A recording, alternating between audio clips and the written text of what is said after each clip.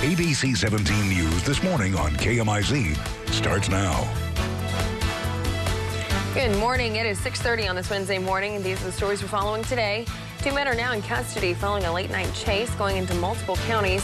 We're going to tell you how the chase ended in a live report.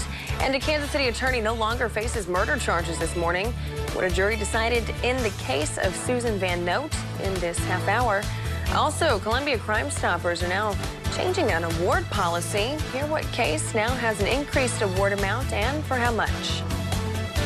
And again, everyone, thanks for joining us on this Wednesday morning. I'm Ashley Strohmeyer. And I'm Brittany Beggs. It is a colder morning. We're looking at an air temperature right now of 29 out of Columbia. Wind chill close to 20 here for your morning commute. So winter coats are needed.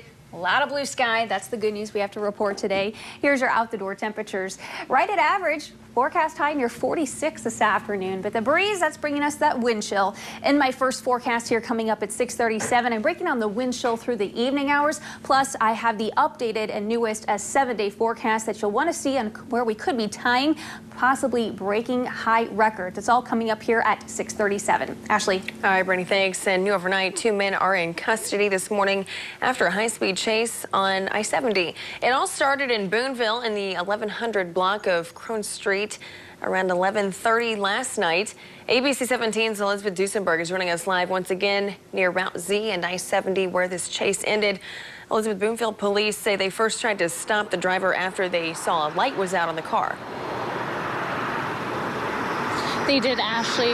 An officer apparently saw that there was a light as well as an equipment violation on the car, and that's when he attempted to pull over the vehicle, and the vehicle took off, even going through people's yards at times. Now that suspect vehicle headed eastbound on I-70 and wound up here where I'm standing on Route Z. Now take a look. This is the video our crews got on scene last night. Officers say 2 men were in the car, were from St. Louis, but they have not yet released their names. The Highway Patrol eventually put out spike strips, and the suspect vehicle then hit them, flipped off the highway and over the outer road before coming to a stop in a field.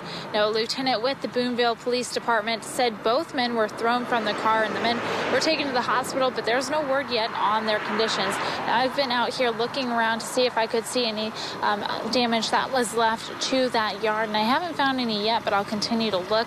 And the Boonville Police Department say they'll be releasing the suspects' names here in a couple of hours, so be sure to look out for that on air and online. Live in Columbia, Elizabeth Duesenberg, ABC 17 News. Now, we will, of course, keep working to find out the suspects' conditions, and we'll let you know if and when they're charged. Also this morning overnight, firefighters say no one is hurt after a small fire in South Columbia.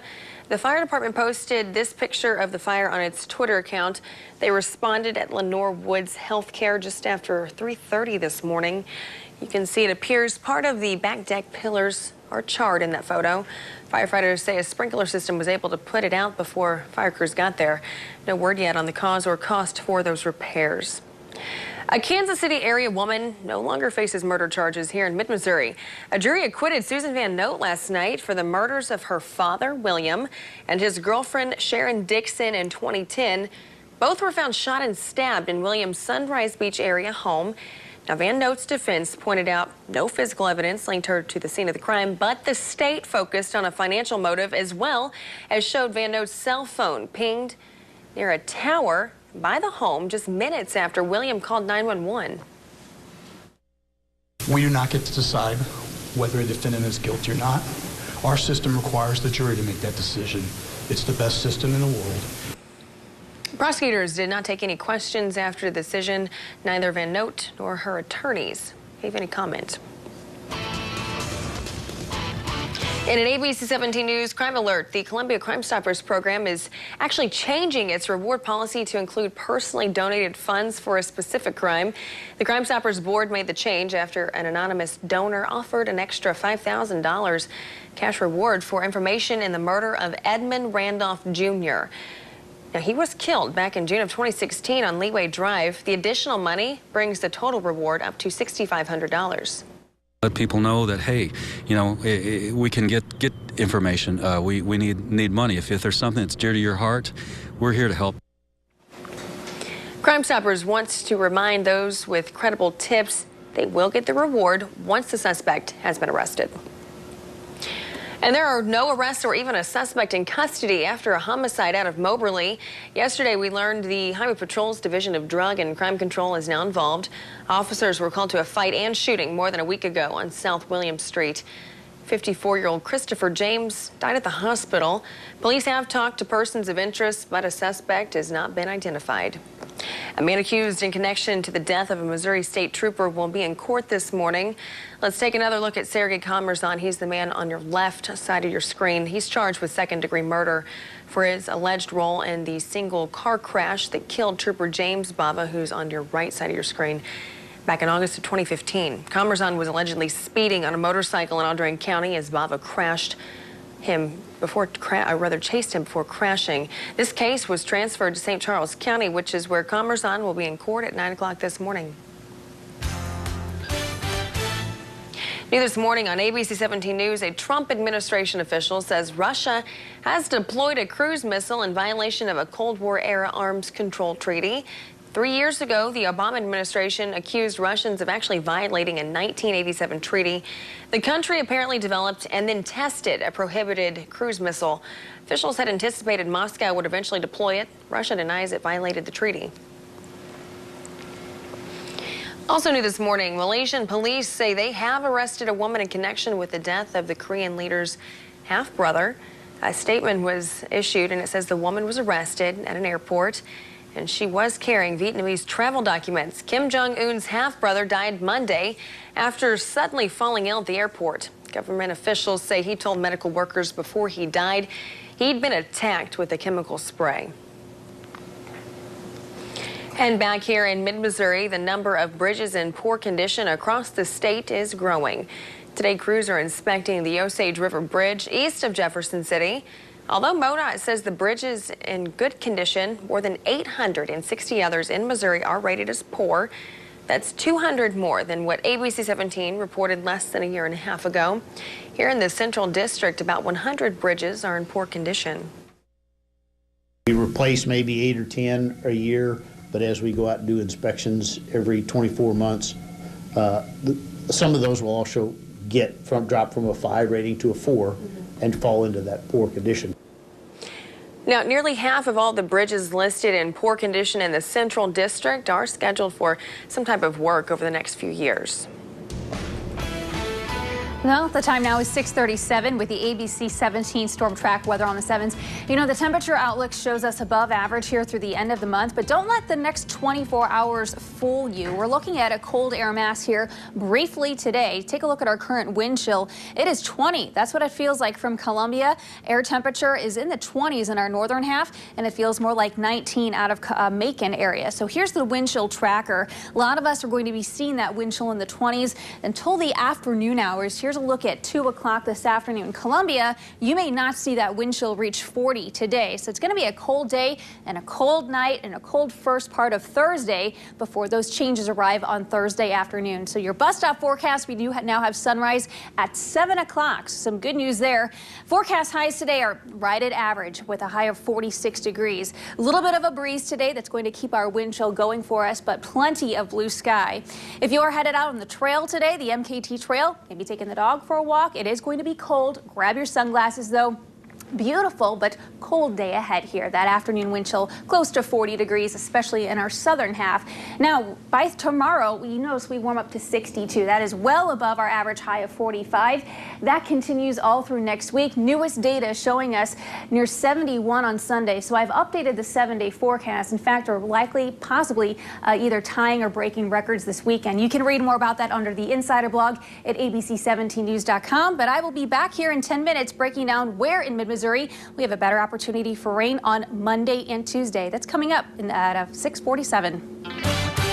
Just ahead on ABC 17 News this morning, where the news comes first. Calls between Russian officials and members of Donald Trump's 2016 campaign have been intercepted.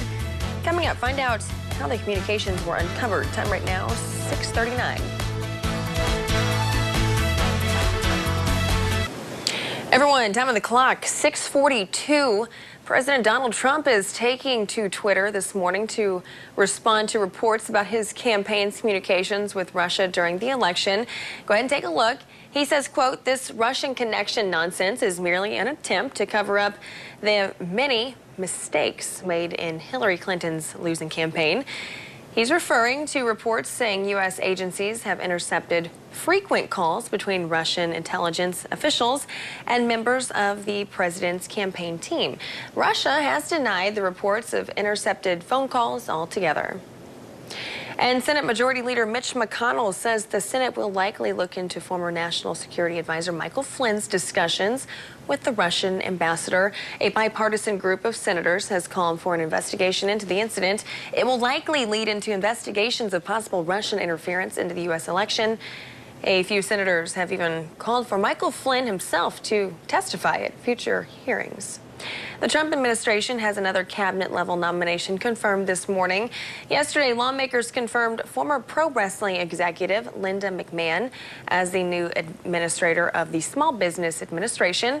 She used to be an executive for the WWE, and she has donated to the president throughout his campaign. Her agency is designed to help small business develop and get financing. The Missouri State Highway Patrol is warning troopers about a possible dangerous drug. Coming up, we'll tell you why there is concern and what the Highway Patrol is doing about it. Time right now, 6:44. And I do have the newest forecast this upcoming weekend. I've trended it even warmer as we head into next week as well. And we do have rain in store here over the next 7 days. I'll break down where and when in mid-Missouri we have that best chance coming up next. The time now 6:47 with your ABC 17 Storm Track weather on the 7s. We have a beautiful day ahead here. It is colder though. Winter coats are needed. BMW Columbia showing a temperature of 31. Joe Mackins Toyota Scion showing a temperature of 30 with a wind chill close to 26. And our Window World showing again, blue sky there out of the Lake of the Ozarks. So we have a nice day ahead here. I just got this viewer photo sent in from James from Versailles. He just sent this in showing a nice view out of Sunrise this morning. If you have any pictures of sunrise or any pictures that you want to send us to us at our Facebook page, ABC 17 News, or on our Twitter handle at ABC 17 Storm Track. But we have a nice day here. A little bit of a breeze, though, with that wind chill staying in the 30s for a lot of us this afternoon. That air temperature gets close to 46 during the day. Now, tomorrow, it's going to start off cold again. We get this wind shift by this evening. Tomorrow we'll start off the day in the 30s, and then we warm up quickly. By noon, we could be looking at temperatures in the mid-50s. Here's our forecast highs tomorrow. 62 will do it for us tomorrow afternoon. But again, it's going to be dry. So tomorrow, maybe Friday, avoid outdoor burning. We have all this dry air to our west that stays with us over the weekend.